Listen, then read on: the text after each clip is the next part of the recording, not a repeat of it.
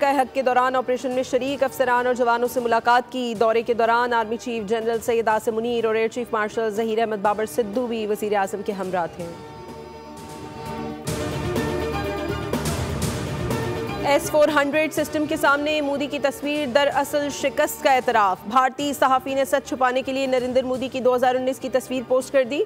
नरेंद्र मोदी की तस्वीर सिर्फ लॉन्चर के साथ है। हकीकत में S-400 12 यूनिट्स पर मुश्तमिल एयर डिफेंस सिस्टम है।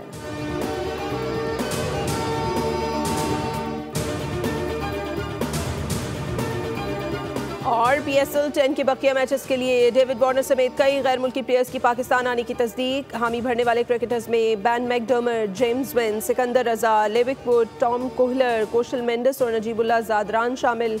लीग का दोबारा आगाज 17 मई से होगा। पॉइंट्स टेबल पर कोयटा ग्लेडिएटर्स 13 पॉइंट्स के साथ सरफहरिस्त, कराची किंग्स का 10 पॉइंट्स के साथ दूसरा और इस्लामाबाद यूनाइटेड का तीसरा नंबर है। लाहौर कलंदर्स 8 पॉइंट्स के साथ चौथे और पेशावर ज़ल्मी 5वें नंबर पर हैं। मुल्तान सुल्तान्स पहले ही प्लेऑफ की दौड़ से बाहर हो चुके हैं।